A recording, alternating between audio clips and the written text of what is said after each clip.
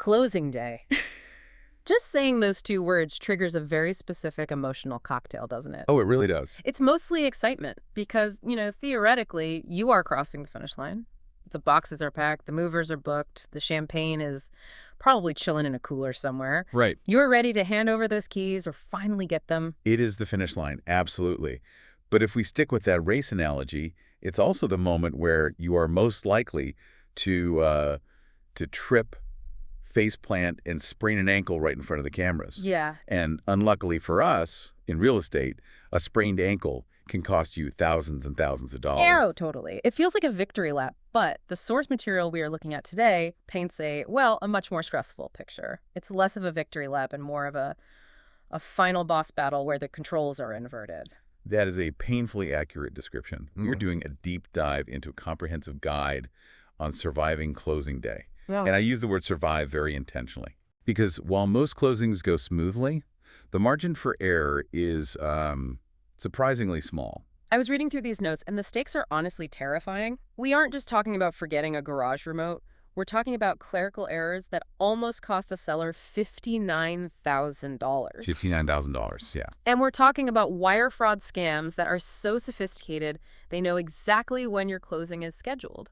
And on a lighter but still really important note, we're talking about why you absolutely must reset your video doorbell before you drive away for the last time. Oh my gosh, yes, because nobody wants to be accidentally spying on the new owners. Nobody.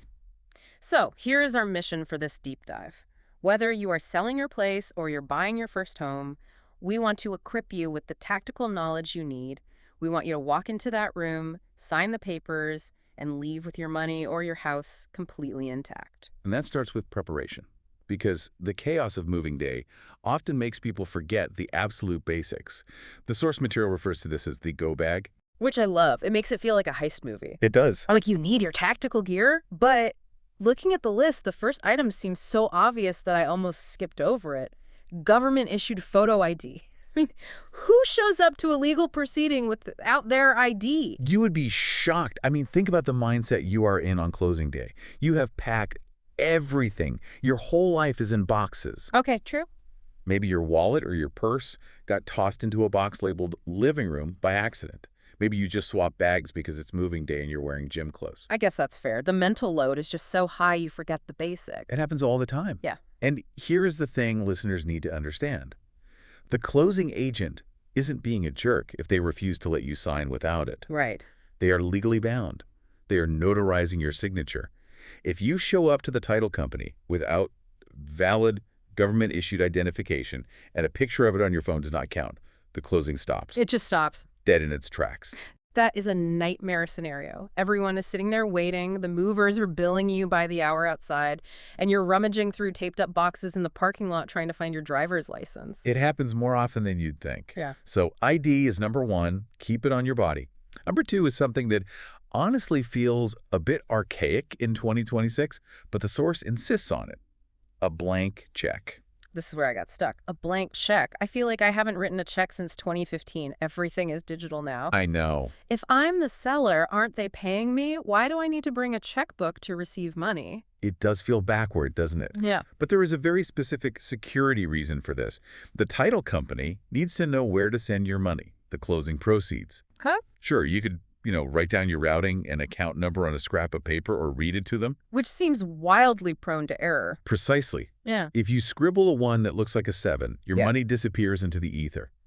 But if you hand them a voided blank check, they have the exact verified routing instructions hard-coded onto the paper. Oh. It creates a physical paper trail that matches your bank's internal systems. Okay, that makes sense. It's not for paying them. It's a security token, basically. Exactly. It ensures the wire transfer hits your account and not some stranger's account in the Cayman Islands. It's the safest way to transfer the data. Now, for the sellers, the go bag also needs to contain the things you are surrendering. Obviously, all the spare keys. But I bet you can guess the one item that almost everyone forgets. I assumed it was the garage door opener, but the notes say that's usually remembered because it's in the car. It's the mailbox keys. The humble mailbox key. I wouldn't even think of that. I'd be halfway to the new house before realizing I still have the key to the community mail cluster in my pocket. And honestly, does it matter that much? Can't they just get a new one? They can, but think about the friction. You move into a new house, you're exhausted. You just want to get your mail. But you can't. Right. Now you have to go to the post office during business hours, stand in line, pay to have the lock drilled out, and wait for a new key. Okay, yeah. That is a terrible welcome to the neighborhood gift. It really is. So tape the mailbox keys to the kitchen counter, and the source adds a really nice good karma suggestion. Bring the instruction manuals for the appliances and systems. That is such a classy move, just piling up the manuals for the dishwasher and the thermostat. It saves the new owner from having to crawl behind the fridge to find serial numbers so they can Google why the ice maker isn't working. It's those little things that separate a chaotic closing from a smooth one.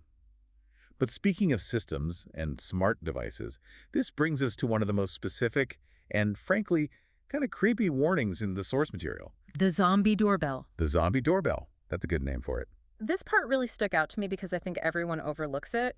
The source explicitly warns sellers to reset their video doorbells to factory settings before they leave. And it's not just about being polite. No, there is a technical reason here. If you have a hardwired system, one that draws power from the house electricity, and you don't do a hard factory reset, think about what happens when the new owners move in. They set up their internet. They plug in their router, the doorbell wakes up. And for many of these devices, if they were never decoupled from your account, they can automatically reconnect or remain linked to your profile in the cloud. Oh, wow. The source warns that if you don't do this, you will continue receiving alerts on your smartphone whenever someone visits your old house. That is so deeply unsettling. Imagine you're sitting in your new kitchen enjoying a coffee and your phone buzzes. You look down and you see a live feed of the pizza delivery guy at your old front door. Or worse. Or worse, you see the new owners coming home. It's a massive privacy violation waiting to happen. And it's an easy mistake to make because in the rush of moving, you think, oh, I'll just leave the hardware there. It's a fixture. Yeah. But you are leaving a digital tether attached to the property. So, factory reset. Make it part of the checklist. Okay, so we've got our ID to avoid the parking lot panic, our blank check for the wire, our keys, and we've wiped the digital memory of the house. Now we get to the actual appointment, the paperwork. The paperwork. This is where the source shifts from logistical tips to financial survival. This is the story of the $59,000 mistake. When I read this anecdote in the notes, my stomach actually dropped. It's the ultimate what if. It's a horror story for anyone who likes their finances to be orderly. Let's unpack this.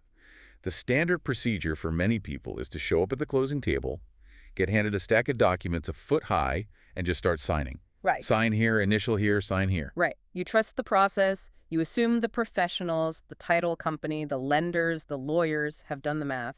You're just the guy with the pen. And that assumption is so dangerous. The source has a hard and fast rule. Request the settlement statement 1 to 3 days before the actual closing.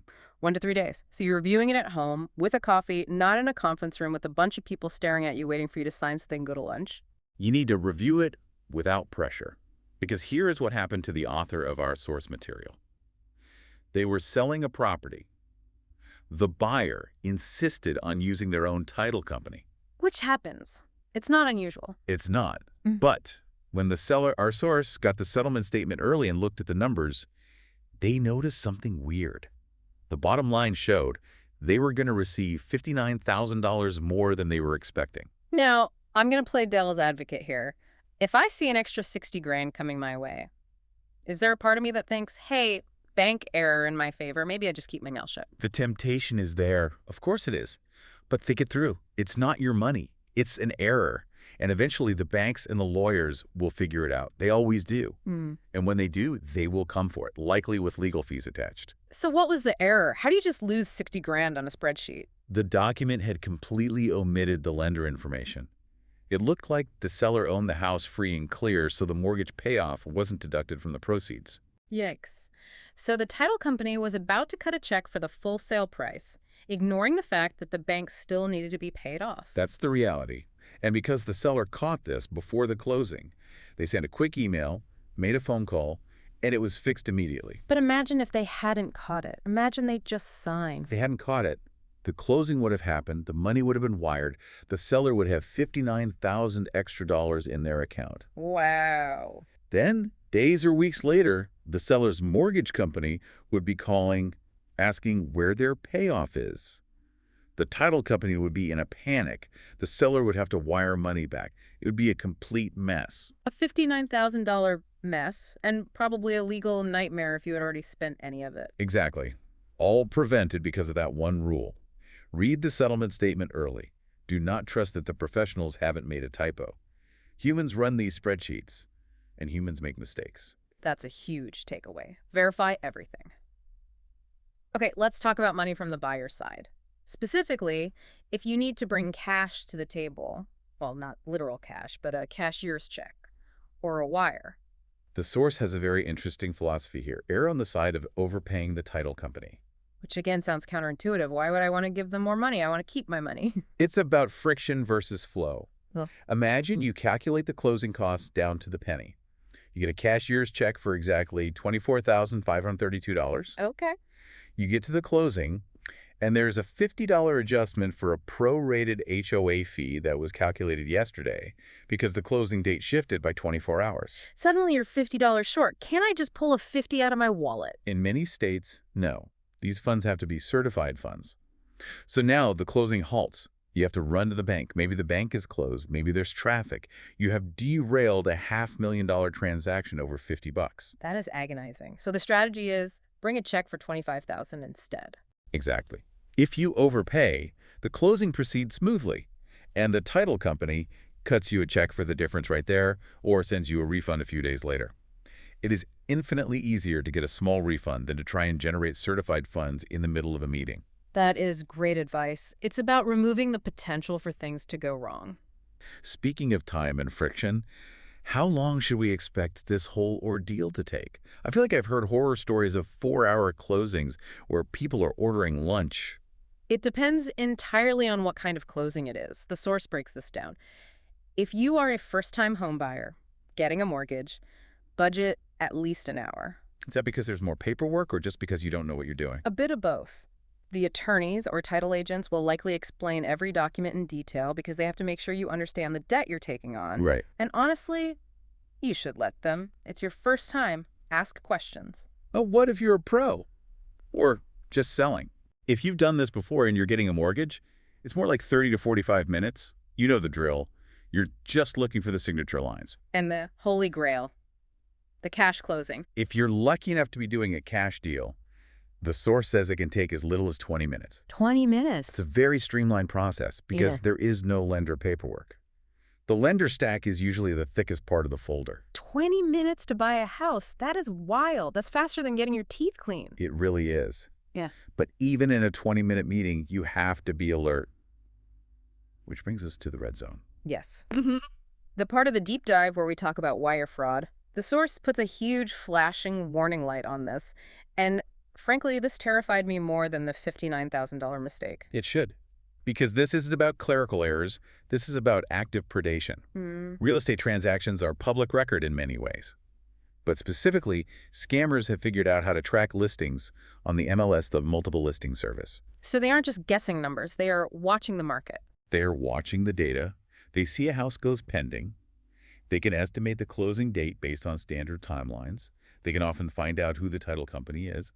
And then they strike. They know you are stressed.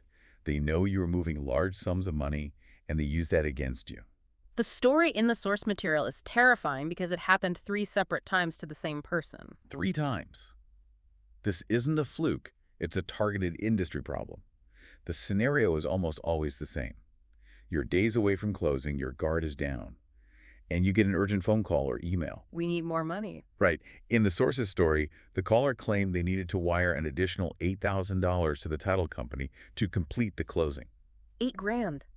That's a specific enough number to sound real, like a tax adjustment or a fee, but high enough to really hurt if you lose it. And notice the urgency. Scammers thrive on urgency. Do it now or you lose the house. Yeah. The wire cutoff is in 20 minutes. They want you to panic so you stop thinking. But here is where the story gets really good. This specific narrator had their antenna up. They noticed a red flag that had nothing to do with the money. It was the voice, right? This is such a Columbo moment. It was. The caller was male. But the narrator knew for a fact, because they had been there, that this specific title company office was staffed entirely by women. That is some Sherlock Holmes level deduction. Wait a minute, you don't work there. It saved them $8,000. But they didn't just hang up. They decided to test the scammer to see how far they would go. Oh, I love this part. They offered to bring a check, right? I'll be right there. Yes. The narrator said, "Okay, I'm close by. I'll drive over and drop off a check in person." And how did the title agent react? Panic, pure agitation. They insisted, no, it has to be a wire transfer immediately. Because obviously if you go to the office, you realize the scammer isn't there. You realize the office knows nothing about this extra charge. And the kicker? The kicker is that when the narrator called the actual title company, using a verified number they looked up themselves, not the number that just called them, they found out they didn't owe any money. Wow. In fact, the title company owed them a refund. Wow. So they were trying to steal $8,000 from someone who was actually due a refund check. It just shows you how blind the scammers are shooting. They're playing a numbers game. They don't know the specific financials of your deal. They just know there is a deal. But if you aren't vigilant, if you are just in compliance mode, doing whatever you're told, you could easily wire that money. And once a wire is gone, it is very, very hard to get back. So let's drill this down. What is the absolute rule to prevent this? Trust no one who calls you asking for money. Period. If you receive an urgent request for funds, changes, or last-minute wiring instructions, stop, hang up. Call your real estate agent or the title company on a number you know is real. Never verify wiring instructions based on an incoming call or an email. That is the golden rule. We've covered a huge amount of ground here. We've gone from the tactical go bag to preventing major financial crimes. It's a lot to take in, but it's all actionable. Let's do a quick recap for the listener who is maybe driving to their closing right now. 1, the go bag. Don't pack your ID in a box. Bring a blank check for your proceeds to avoid typo errors. And for the love of all that is holy, bring the mailbox key. Please bring the mailbox key. 2, tech hygiene. Reset that video doorbell. Don't be the creep watching the new owners. 3, paperwork strategy. Demand the settlement statement 1 to 3 days early. Look for the big numbers. Make sure the mortgage payoff is actually there. And 4, money insecurity. Err on the side of overpaying with your cashier's check to avoid the $50 delay. And finally, be hyper-vigilant about wire fraud. If a male voice calls from an all-female office demanding cash, or any voice demands urgent wires, hang up and verify. It really highlights something interesting about this whole process, doesn't it? We tend to think of closing day as this formal, secure, buttoned-up legal event. It's banks, it's lawyers, it's official. But in reality, it's a process run by humans who make typos, using archaic tools like paper checks, all while being watched by 21st century criminals exploiting public data. It is a collision of the old world and the new world. Exactly. The system is actually quite fragile. We assume the safeguards are built into the room. We assume the title officer will catch the error. We assume the bank's firewall stops the scammer. But as we saw today, the only true safeguard in that room is your own attention to detail. You are the final firewall. If you don't catch it, nobody else might. On that cheery note, good luck with your closing. Seriously, congratulations. It is a finish line. Just make sure you don't trip in the last 10 yards. Thanks for listening to this deep dive. Stay safe out there.